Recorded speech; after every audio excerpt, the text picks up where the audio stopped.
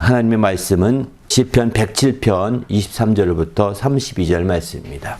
다 같이 읽겠습니다. 배들을 바다에 띄우며 큰 물에서 일을 하는 자는 여호와께서 행하신 이들과 그의 기한 이들을 깊은 바다에서 보나니 여호와께서 명령하신즉 광풍이 일어나 바다 물결을 일으키는도다. 그들이 하늘로 솟구쳤다가 깊은 곳에 내려가나니 그 위험 때문에 그들의 영혼이 녹는도다. 그들이 이리저리로 구르며 취한 자같이 비틀거리니 그들이 모든 지각이 혼돈 중에 빠지리로다. 이에 그들이 그들의 고통 속 때문에 여호와께 부르짖으매 그가 그의 고통에서 그들을 인도하여 내시고 광풍을 고요하게 하사 물결도 잔잔하게 하시는도다. 그들이 평온함으로 말미암아 기뻐하는 중에 여호와께서 그들이 바라는 항구로 인도하신도다. 여호와의 인자하심과 행하신 기적으로 말미암아 그를 찬송하리로다. 백성의 모임에서 그를 높이며 장로의 자리에서 그를 찬송할지로다. 아멘. 아멘. 방어신앙과 덕, 소망의 돛담배라는 부제를 나누고자 합니다. 우리 그리스도인들은 주님의 한 몸으로 부르심 받아서 한 소망을 가진 자가 되었습니다. 한 몸에는 한 소망밖에 없습니다. 우리가 흔히들 소망이 무엇이냐 하면 여러 가지 소망을 얘기하지 않습니까? 소망이 여러 가지인 것은 소원함이죠. 소원함과 소망은 다릅니다. 소원은 그저 육신적인 면에서 각각 필요한 것들을 대개 소원이라고 표현하죠. 반면에 소망은 하나밖에 없습니다. 성경은 한 소망에서 우리가 부르심을 받았다. 이렇게 에베소 4장 4절은 그렇게 표현하거든요. 부르심의 한 소망 안에서 우리가 부르심을 받았느니라. 몸도 하나요 성령도 한 분이시니 이렇게 말씀하지 않습니까? 몸이 하나이시기 때문에 우리가 한 소망이라는 거죠. 정말 성도가 수십 명, 수백 명이 되어도 소망은 하나밖에 없는 겁니다. 성도 숫자만큼 소망이 많은 것도 아닙니다. 그렇기 때문에 우리의 소망을 강조하면 강조할수록 우리가 하나가 되고 소망을 강조하면 강조할수록 우리가 더욱더 뭉쳐지게 되는 거죠. 주의 몸을 이루게 되는 겁니다. 우리 모두도 이 소망으로 충만한 성도가 되시기를 예수님의 이름으로 축원합니다. 할렐루야. 그러면 왜 소망이 하나밖에 없을까요? 우리의 소망은 유일하신 참 하나님께 소망을 두기 때문입니다. 하나님이 유일하신 참 하나님 한 분밖에 없는데 소망이 둘일 리가 없지요. 바로 유일하신 참 하나님께 우리의 소망을 둔다 이렇게 말하죠. 그래서 시편 146편 5절에 보면은 자기 하나님에게 소망을 두는 자는 복이 있도다 이렇게 말합니다. 유일하신 참 하나님께 소망을 두는 자는 복이 있다는 거예요. 그래서 시편 62편 5절에 보면 나의 영혼아 잠잠히 하나님만 바라라. 대저 나의 소망이 저로 쫓아 낳는도다 이렇게 말합니다. 하나님께로부터 소망이 난다는 거죠. 내가 무엇을 바라리요? 나의 소망은 주께 있나이다. 시편 39편 7절도 이렇게 말씀하고 있습니다. 디모데전서 4장 10절도 이런 말씀을 합니다. 우리가 수고하고 힘쓰는 것은 우리 소망을 살아계신 하나님께 둠이니라고 표현하죠. 살아계신 하나님께 소망을 두기 때문에 유일하신 참 하나님께 소망을 두기 때문에 우리가 참으로 힘쓰고 수고하고 애쓰고 이렇게 정말 나가는 거죠. 그래서 이렇게 소망을 둔 자는 복이 있다고 시편에 이렇게 분명히 말씀하고 있지 않습니까? 우리 모두도 이런 복이 있는 성도가 되시기를 예수님의 이름으로 축원합니다. 할렐루야. 그러면 왜 하나님께 이 소망을 둘까요? 하나님께서는 에레미야서 29장 11절 보면은 너희를 위한 나의 생각은 재앙이 아니라 평안이요 너희 장래에 소망을 주는 생각이라 이렇게 말씀하죠. 우리 하나님이 말씀하시는 거예요. 너희를 위한 나의 생각은 내가 재앙이 아니다. 에레미야는 그렇게 예언하고 있는 거죠. 바로 평강이요. 장래에 너희를 위한 장래의 소망이라는 것입니다. 소망을 주고자 하는 것이고 평안을 주고자 함이지 하나님이 재앙을 주고자 하거나 멸하고자 함이 아니라는 거예요. 에레미야 애가에서는 그래서 이렇게 말을 합니다. 그가 에레미야 했을 때 예루살렘이 다 무너진 다음에 다 이스라엘이 다 패하게 되고 이 유다가 다 이제 바벨론으로 끌려가게 된 이후에 마침내 애가를 쓰게 되죠. 얼마나 슬프겠어요. 그는 잡혀가지 않았습니다. 왜냐하면 겉으로는 바벨 편이죠. 하나님의 예언대로 잡혀가라 잡혀가라 잡혀가라 항복하라 항복하라 했으니까 바벨론 사람들이 그를 잡아갈 리는 없죠. 그래서 이제 무너진 예루살렘 남아서 애가를 짓는 겁니다. 그 애가를 짓을 때 얼마나 슬프겠습니까? 3장 21절에서 22절을 보게 되면은 중심에 해상한 즉 오히려 소망이 있다라고 이렇게 말합니다.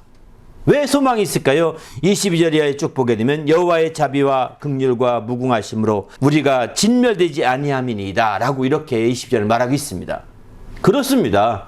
하나님의 자비와 긍휼이 무궁하신 분이기 때문에 지금 예루살렘이 완전히 파괴되고 완전히 무너지고 잡혀갔어도 가만히 이렇게 돌아보고 마음의 중심에 돌아보게 되면 소망이 있다는 거예요. 하나님의 뜻 자체는 재앙이 아니라는 겁니다. 진멸이 목적이 아니라는 겁니다. 파괴가 목적이 아니라는 겁니다. 하나님의 장래는 평안을 주고 결국은 소망을 주고자 함이라고 이렇게 분명히 예레미야는 말씀하고 있습니다.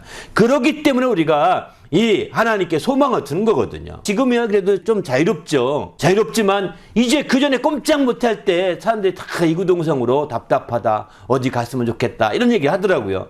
아무리 답답한 상황이 오더라도, 아무리 꼼짝 못할 상황이 오더라도 우리의 중심에 회상하게 되면 소망이 있어야 합니다. 에레미야처럼. 아무리 사면초가가 되어 원수가 적군이 완전히 포위했다 하더라도 중심에 회상을 하게 되면 에레미야가 애가 나온 것처럼 소망이 있어야 합니다. 왜냐하면 하나님의 자비와 긍휼하심이 무궁하시기 때문입니다. 그리고 그분은 결단코 이를 진멸하지 아니하시기 때문인 거죠. 바로 그러기 때문에 우리는 하나님께 소망을 두는 거예요. 만일 하나님이 만분의 일 아니 억만분의 일이라도 재앙을 생각하고 재앙이 목표라고 했다면 우리는 소망을 두기 어렵습니다. 왜? 내가 억만분의 일이라도 지금 우리는 문제가 생길 수 있거든요.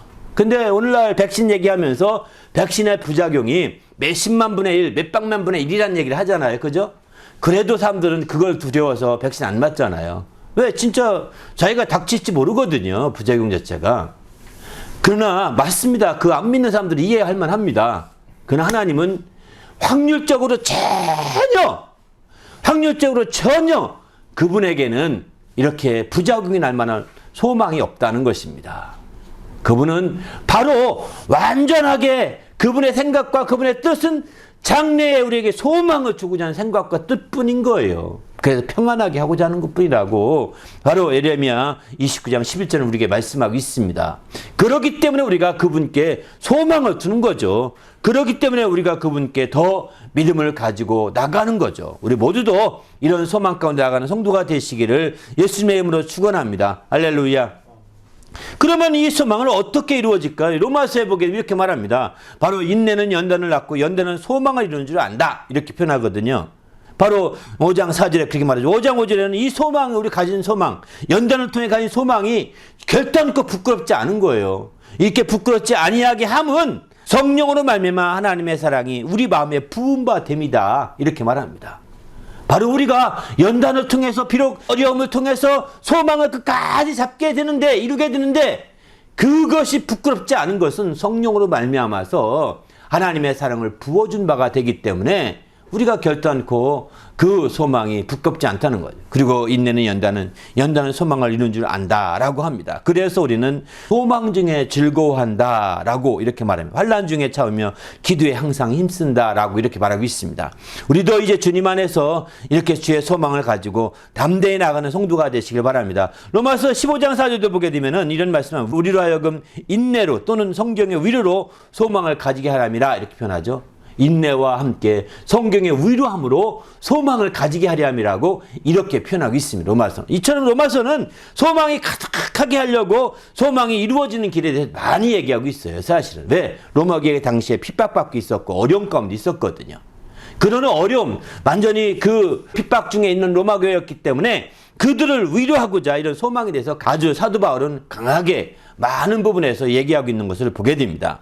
그러면 이 소망은 어떤 특징이 있을까요? 이 소망은 보이지 않습니다. 로마서의 8장 24절 이런 말씀합니다. 우리가 소망으로 구원을 얻었음에 보이는 소망이 아니니 보는 것을 누가 바라리요? 이렇게 말합니다. 보이는 것으로 우리가 소망을 삼을 수 없다는 겁니다. 보이는 것으로 소망을 삼는 것을 소원이라고 합니다. 소원이 소망일 수는 없는 겁니다. 이제 우리가 남북통일 소망인가요? 소원이라고 표현해야죠. 소원이죠, 통일은. 이렇게 소원과 소망은 다른 겁니다. 소망은 보이지 않는 것입니다. 바로 보이지 않는 것이기 때문에 우리가 그것을 바라는 것이지 보이는 것이었으면 잡으면 되는 거죠. 성취하면 되는 거 아니겠습니까? 그래서 로마서 8장 24절은 우리가 소망으로 구원을 받았음에 보이는 소망이 아니다라고 말합니다. 바로 우리 구원이 보이지 않잖아요. 그 당시에 로마의 핍박 중에 있었기 때문에 그 핍박하던 황제를 죽여버리길 바라는 기도를 했었을 겁니다. 어떤 사람들은. 그렇게 해서 완전히 정권이 뒤집어져서 자기들이 핍박에서 벗어나는 구원을 생각했을지 모릅니다. 그래서 실제 당시에 크리스찬 가운데 어떤 영화들 보게 되면 막 싸우러 나가는 사람 있잖아요. 그런 것처럼 그런 것들이 우리의 소망일 수는 없다는 거죠. 눈에 보이는 그런 것들이 소망이 아니라는 겁니다. 정권에 대항하고 싸워서 정권을 뒤집어서 핍박을 없애버리는 이런 어떤 것들은 바로 우리의 소망 가운데 이루어지는 것이 아니라는 겁니다. 그거는 세상의 방식인 것뿐인 거죠. 그래서 우리는 주님 안에서 정말 끝까지 소망 가운데 죽기까지 하는 겁니다. 할렐루야. 우리 모두가 이런 소망 가운데 즐거워하는 성도가 되시길 바랍니다. 이런 보이지 않는 소망인데 이 소망은 앞서 말씀드린 하나일 뿐이고 산소망이라고 했습니다. 베드로전서 1장 3절은 산소망이라 우리에게 산소망이 있게 하셨다 이렇게 표현하고 있죠. 살아있는 소망이라는 거죠. 그리고 이 소망은 좋은 소망, 데살로니가 후서 2장 16절을 보게 되면 좋은 소망이라고 표현합니다. 좋은 소망. 그 다음에 히브리서는 더 좋은 소망이 생기니 이렇게 표현하고 있습니다. 이렇게 좋은 소망, 더 좋은 소망이라고 표현하고 있어요. 또 디도서에서는 복스러운 소망이라고 이렇게 표현하고 있습니다. 이 소망이 이런 거예요. 그러니 소망을 안 가질 수 없잖아요. 더 좋은 소망이요, 복스러운 소망이요, 살아있는 소망이요, 하나뿐인 소망인데 그 소망을 놓쳐버리면 아무것도 없는 거거든요. 우리가 이 소망을 안 가질 수 없는 거죠. 이 소망을 더 품고 이 소망을 누려야 되는 거죠. 이 소망의 풍성함 가운데 들어가야 되지 않겠습니까? 어떻게 하면 그러면 이 소망의 풍성함 가운데 들어갈 수 있을까요? 로마서는 이렇게 말씀하고 있습니다. 소망의 하나님이 모든 기쁨과 평강과 믿음 안에서 너희에게 충만하게 하사 성령의 능력으로 소망이 넘치게 하시기를 원하노라. 로마서 15장 13절 이렇게 말합니다. 소망의 하나님이 성령의 능력으로 소망이 넘치게 하신다는 겁니다. 바로 기쁨과 평강을 믿음 안에서 너에게 충만하게 하셔서 소망이 넘치게 해주신다는 거. 소망의 하나님께서.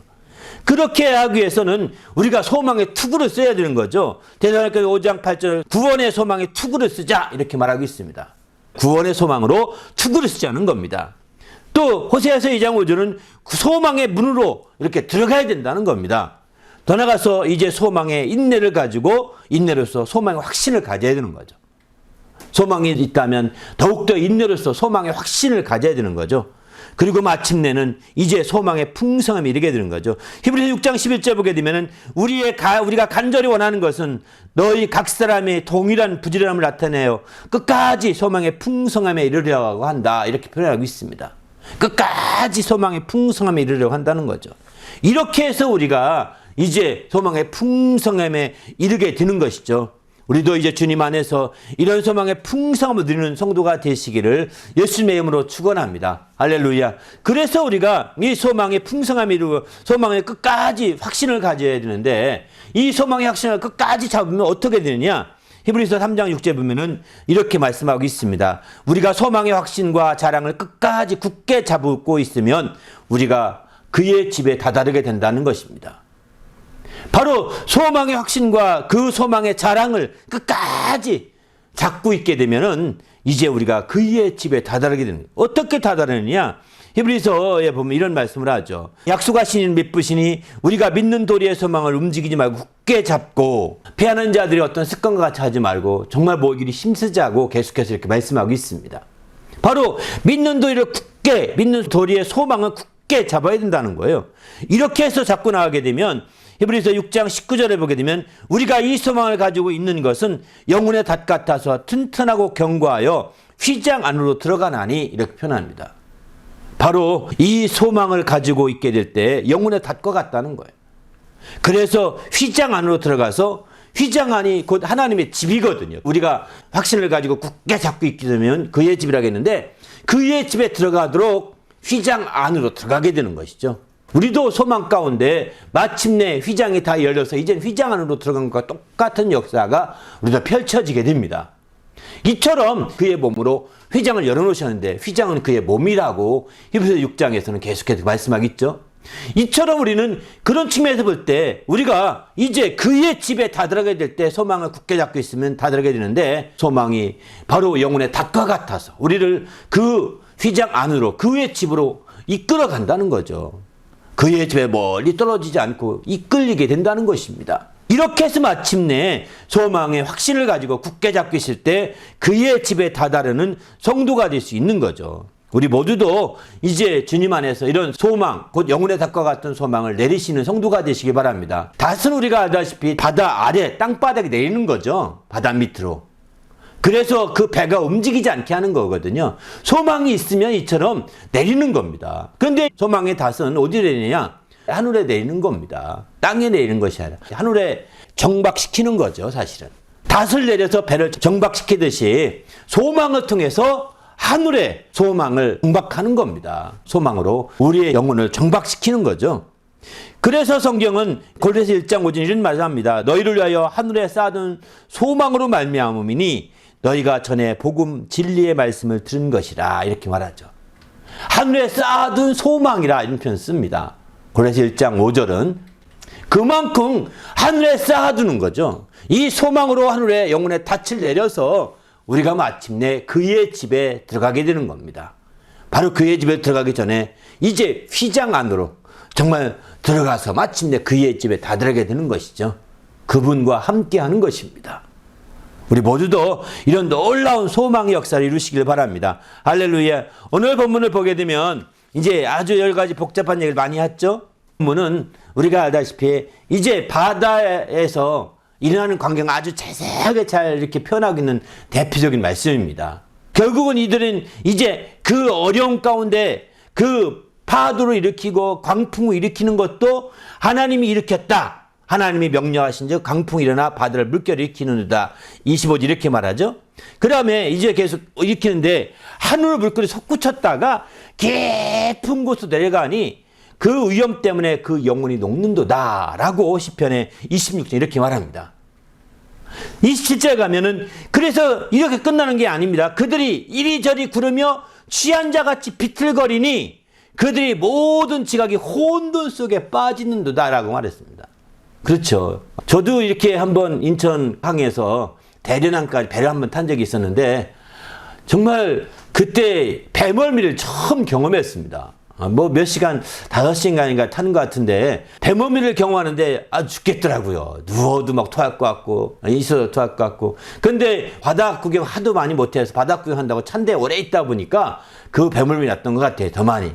근데 어쨌든 이렇게 배멀미가 나니까 막 어지럽고 흔들거리는 거죠. 취한 것 같은 거죠. 이렇게 되어서 마침내 혼란에 빠지고 아주 어려웠던 그런 경험이 있었는데 그렇게 됩니다. 이렇게 되니까 그 고통 중에 하나님께 부르짖습니다. 그랬더니 그 고통 중에서 하나님이 인도하여 내시고 광풍을 고요하게 하시고 물결도 잔잔하게 하셨습니다. 얼마나 감사할까요? 그리고 마침내 그들을 평안함으로 말미암아 기뻐하는 중에 그들이 바라는 항구, 개역성경이 이 바라는 항구를 소원의 항구라고 표현하고 있습니다. 소원의 항구로 인도하시는도다 이렇게 말하고 있습니다. 바로 저는 이 광경을 보면서 이 우리가 마치 이 땅에서 사는 삶 자체가 이런 배를 탄 것 같다는 생각이 듭니다. 우리 삶의 어떤 인생도요. 어떤 인생도 부잣집이든 가난집이든 왕가든 천민집이든 어떤 집이든 간에 바다 같은 삶을 사는 겁니다. 이렇게 물결 안 치는 집안이 없습니다. 아무리 어려워도 다 물결을 치고 아무리 부해도 다 물결을 치고 권세를 아무리 가져도 이렇게 엄청난 파도가 밀려와서 고민하고 고통합니다. 다 이런 배를 타고 있습니다. 우리 인생 자체가 배를 탄 것 같거든요. 근데 문제는 뭐냐면 이렇게 배를 타고 있을 때 우리는 한때는 어렵다가 어려울 때 어렵다고 막 누구를 원망합니다. 누구 남 탓합니다. 아닙니다. 우리 믿는 자들은 하나님의 인도하신 가운데 어려움도 함께 있다고 보셔야 됩니다. 하나님이 명령하사 광풍이 일어났다고 하는 것처럼 말이죠.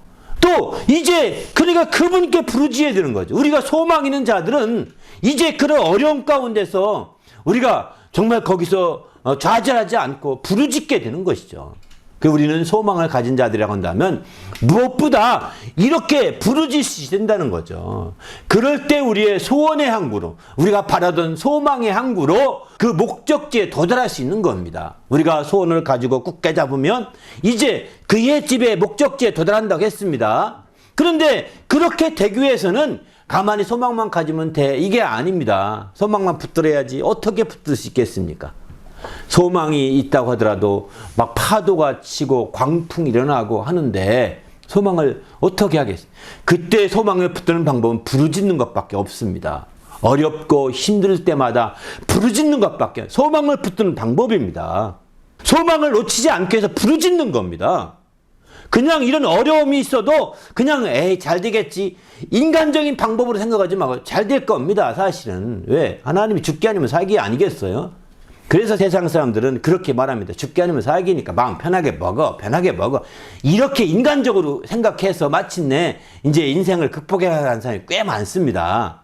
그러나 우리 그리스도인들은 그렇게 생각하면 안 됩니다. 불신자들의 방법을 따라가지 마시고 하나님께 부르짖어야 됩니다. 여러분에게 작은 어려움이 있어도 부르짖어야 됩니다. 그게 소망을 잃지 비결입니다. 만약에 당신이 어려움을 부르짖지 않아서 마침내 인간적인 방법으로 극복했다면 당신의 소망은 어느 날 흔들흔들 거릴 것입니다. 왜? 아무 경험도 없거든요. 아무 체험도 없거든요. 아무 경험도 체험도 없으니 소망이 닻을 하늘에 내리지 못한 쌓아두지 못한 겁니다. 영혼의 닷 같은 소망을 굳게 잡지 못했던 겁니다. 그래서 우리는 작은 것이든 큰 것이든 막 해야 합니다. 어떤 분이 그런 얘기를 하더라고요. 미국에서 하루는 여러 사람이 간증하러 왔다고 해서 갔답니다. 한국에 당시에 뭐 80년대만 하더라도 부흥회나 간증회가 있으면 많이 갔거든요. 근데 간증회 갔는데 가서 들었더니 알고 봤더니 감기에서 난 것 가지고 간증하러 왔더라는 거. 미국에서 한국까지. 여러분 감기에 난 거 간증해 보신 적 있나요? 당신은 감기를 그냥 세상 방식 약 먹어서 고쳤기 때문에 간증할 필요가 없는 거예요. 아니면 꾹 참아서 고쳤기 때문에 간증할 게 없어요. 다시 말해서 감기를 인간의 방법으로 해결했기 때문에 간증할 게 없는 거예요. 당신에게 있어 소망은 그만큼 흔들거릴 것입니다. 그러나 그 사람은 약도 안 먹고 아직 믿음으로 기도했고 마침내 하나님이 응답하셨다. 응답해서 내가 여기까지 간증을 왔다라고 말할 때 아주 그분은 충격을 받았다는 얘기를 하더라고요. 정말 그렇습니다. 우리는 작은 거 별거 아닌 거 아닙니다. 그거 기도해서 응답 받으셔야 되는 거예요. 부르짖어야 되는 거예요. 거기가 그럴 때 소망을 굳게 잡는 거거든요. 우리가 소망을 굳게 잡으라고 할 때 난 소망 잡았어. 난 소망이 있어. 난 소망이 있어. 소망 잡아야지. 소망 잡아야지. 이걸 10,000번, 100,000번, 억만 번 외쳐도 소용이 없습니다. 그것보다 부르짖어야 합니다. 소망을 두신 그 하나님께. 그분이 응답하도록 부르짖어야 합니다. 소망을 둔 하나님께 부르짖어야 합니다. 그럴 때에 하나님께서 응답하심으로 광풍을 다 평온케 하시고 마침내 우리가 소원하던 항구로 인도해 주는 거 아니겠습니까? 우리가 소망하며 바라던 그 항구로 인도해 주는 거 아니겠어요? 우리 모두도 정말 이렇게 부르짖어서 소망을 굳게 잡는 성도가 되시기를 예수님의 이름으로 축원합니다. 이렇게 부르짖어서 굳게 잡기 위해 꼭 필요한 것이 있습니다. 요한 1서에 보게 되면 이런 말씀을 합니다. 3장 3절에 보면 주를 향하여 소망을 가진 자마다 그의 깨끗하심과 같이 자기를 깨끗하게 하느니라 말합니다. 소망을 가진 자들은 부르짖을 때 자기를 깨끗하게 회개부터 해야 합니다. 정말 작은 것부터 회개해야 합니다. 그냥 회개할 깨끗하게 하지 않고 소망을 가지는 것은 그것은 오히려 바람직하지가 않습니다. 자기를 깨끗하게 하시고 마침내 그렇게 해서 소망을 가질 때에 하나님의 놀라운 역사를 이루게 되는 거죠. 우리도 자기를 깨끗하게 하사 이런 소망을 가지는 성도가 되시기를 예수님의 이름으로 부탁을 드립니다. 할렐루야. 더 나가서 시편 78편 7절에 보게 되면은 그의 계명 하나님께 소망을 두며 그의 행사를 잊지 않냐고 오직 그의 계명을 지켜서라고 말합니다. 바로 소망을 둔 자들은 그의 계명을 지키는 거죠. 하나님의 행사를 잊지 않는 거죠. 감기 고쳐준 작은 행사라도 잊지 않는 겁니다. 그리고 그의 계명을 지켜나갈 수 있을 때 정말 더 놀라운 소망 가운데로 우리가 나갈 수 있게 되는 거죠. 더 나가서 마침내 그렇게 하나님께 그 계명을 지키고 이제 더 나가서는 항상 소망을 품고 주를 찬송해야 된다라고 시편 71편 14절은 이렇게 말하고 있습니다. 항상 소망을 품고 그를 찬송하는 방향이 되어야 된다는 거죠. 우리도 소망을 품고 그를 찬송함으로 말미암아 하나님을 기쁘시게 하는 제 성도가 되시기를 예수님의 이름으로 축원합니다. 할렐루야. 더 나가서 이제 하나님을 자기 도움으로 삼으며 자기 하나님께 도망을 두는 자는 복이 있다 했는데 바로 하나님으로 자기 도움을 삼아야 되는 거예요. 그렇게 해서 소망을 둔 하나님으로 도움을 삼을 때 우리의 소망이 확실한 체험이 되는 것이죠. 우리가 소망을 잡은 만큼 이렇게 우리의 삶 가운데, 생활 가운데 이런 체험들이 많으시길 바랍니다. 이런 체험들이 많으면 많을수록 닻을 여러 개 내린 것과 똑같은 겁니다. 닻을 하나만 내리면 가능할까요? 아닙니다. 아무리 닻이 아무리 튼튼해도 하나만 내려서는 위험합니다. 다른 닻을 내리고 또 다른 닻을 내리고 이렇게 내려야 되는 거죠. 여러 개의 닻을 내리는 거예요. 닻을 내리는 비결은 소망의 체험을 해야 되는 거죠. 소망을 체험하게 되면 버릴 수가 없는, 내버릴 수가 없고, 소망을 체험하게 되면 그대로 그것이 자기에게 큰 힘이 되는 거거든요. 우리도 소망의 닻을 온전히 내릴 수 있기를 예수의 이름으로 축원합니다. 이를 위해서는 소망 굳게 잡고 부르짖어서 응답받는 체험이 넘치는 그런 성도가 되시길 바랍니다. 할렐루야. 이렇게 굳게 체험하여 마침내 소망을 다스리게 되고 이제 견고한 신앙이 되게 되면 자연스럽게 어떻게 될까요? 그 신앙은 승리하게 되고 마침내 덕을 끼치는 신앙으로 발전될 수밖에 없는 거죠. 만일 우리가 이런 소망이 있다고 함에도 불구하고 덕을 세울 수 없다면, 소망을 끼침에도 불구하고 소망이 있다고 함에도 불구하고 승리할 수 없다면, 그리고 마침내 덕을 끼칠 수 없다면 이건 정상적인 소망이 아닐 거예요. 그는 인간적인 소원을 많이 이루어서 부자가 됐고, 인간적인 소원을 많이 이루어져서 권력을 잡았고, 인간적인 소원을 많이 이루어서 또 다른 많은 지식도 얻었을지 모르겠지만 그는 주님과 점점점 멀어질 수가 있는 것이죠. 왜? 그는 승리하지 못합니다. 그런 자들은 승리하는 데 한계가 있는 겁니다. 그리고 그러니 승리하지 못하니 덕을 끼칠 수 있겠어요? 못 끼치는 거죠.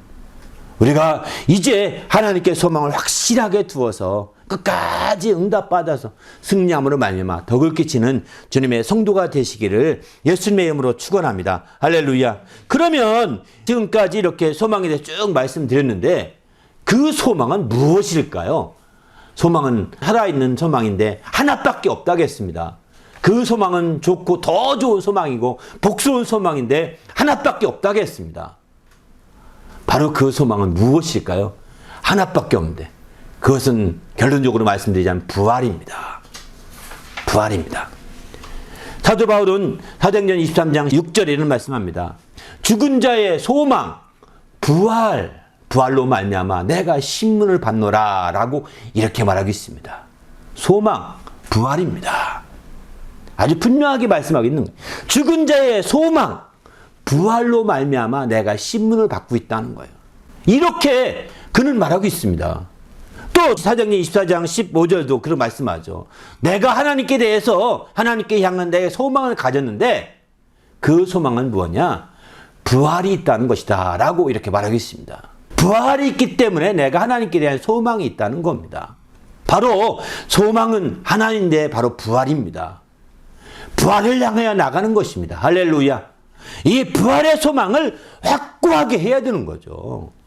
부활의 소망을 확고하게 하는 거예요. 그래서 베드로도 이렇게 말씀하죠. 베드로전서 1장 3절에 보게 되면 이렇게 말씀합니다. 하나님께서 우리를 이제 예수 그리스도를 죽은 자 가운데 살리셔서 마침내 부활하게 하심으로 말미암아 우리를 거듭나게 했다는 거예요. 그렇게 해서 마침내 살아있는 소망이 있게 하셨다고 했거든요. 예수 그리스도를 죽은 자 가운데 부활하게 하심으로 말미암아 우리를 거듭나게 하셔서 마침내 살아있는 소망을 우리가 가질 수 있도록 인도해 주셨다는 거예요. 부활과 소망은 뗄래야 뗄 수 없는 거예요. 우리의 소망은 부활에 두고 있는 겁니다. 우리 모두도 이렇게 주님의 부활에 대한 소망으로 충만하시길 바랍니다. 할렐루야. 부활은 우리가 알다시피 죽은 자, 죽음에서 죽지 아니하고 다시 사는 것이죠. 죽을 자도 다시 사는 것입니다. 그렇기 때문에 세상에 어떤 어려움과 난관과 힘든 것과 아무리 고난이 많다 하더라도 환난이 많다 하더라도 죽음보다 더한 것이 있겠습니까? 죽음 아래 것이잖아요. 죽지 않았기 때문에 환난이 있는 겁니다. 죽지 않았기 때문에 우리에게 고통도 있는 겁니다. 우리가 죽었다면 이 고통이 있겠습니까? 없는 거거든요. 그렇기 때문에 우리에게 더 소망이 있는 거죠. 그래서 우리가 고통을 느끼며 살아있다는 자체가 소망을 반증하는 거라고 전도서는 그렇게 말합니다. 전도서 9장 4절에 보면은 모든 산 자 중에 참여한 자가 살아있는 자죠. 살아있는 자가 소망이 있음은 산 개가 죽은 사자보다 나음이라 이렇게 말합니다. 살아있는 자가 소망이 있다는 겁니다. 고통을 느끼고 환난을 느끼고 어려움을 느끼고 힘든 걸 느낀다는 것 자체는 죽지 않았다는 증거예요. 죽었을지라도 우리는 부활한다는 소망이 있는데, 부활의 소망이 정점인데, 그것을 느낀다는 건 살아있다는 거거든요. 살아있는 자가 소망이 있다는 거예요. 더 큰 소망이 있다는 겁니다. 할렐루야. 그렇기 때문에 산 개가, 살아있는 개가 죽어있는 사자보다 낫다라고 전서 9장 4절은 이렇게 표현하고 있습니다. 우리 모두도 이제 부활의 소망을 확고하게 다지는 성도가 되셔서 소망, 한 소망이라겠는데, 하나의 소망이라겠는데, 이 하나뿐인 소망이 바로 부활임을 알고, 부활에 정말 초점을 두고, 부활의 표대를 달려나가서 승리하는 성도가 되십시다. 할렐루야. 그래 마침내 승리함으로 덕을 끼치는 주의 귀한 성도가 될 수 있도록 인도해달라고, 우리가 신령한 소망의 그 배를 띄우는 자가 되게 하셔서 이 땅에 있는 동안에 정말 배를 띄워나가되, 그 배는 성령의 바람을 힘입어야 됩니다. 그래서 성령으로 소망을 가진 자 부끄럽지 않게 성령으로 사랑을 부음받았다라고 로마 5장 5절 말하지 않습니까? 그만큼 우리는 성령의 바람과 인도함을 받아야 된다는 거죠. 우리가 철저히 성령으로 인도함 받아서 이렇게 참으로 주님 앞에 놀라운 역사들을 이루는 성도가 되시기 바랍니다. 이제 정말 우리가 소망의 배를 띄워서 이 성령의 바람을 타고 순풍의 돛달들이 돛을 달아서 쭉 나가시되, 또 마침내 그의 소망에 굳게 잡아 그의 집에 이르게 되면 그곳에 닻을 내려서 이제 정박해야 되는 거죠. 그래서 마침내 부활에 이르게 되는 것입니다. 우리 모두도 이런 소망 가운데 승리하는 성도가 될 수 있도록 축복해달라. 오늘 말씀 생각하며 간절히 합심해서 기도하겠습니다.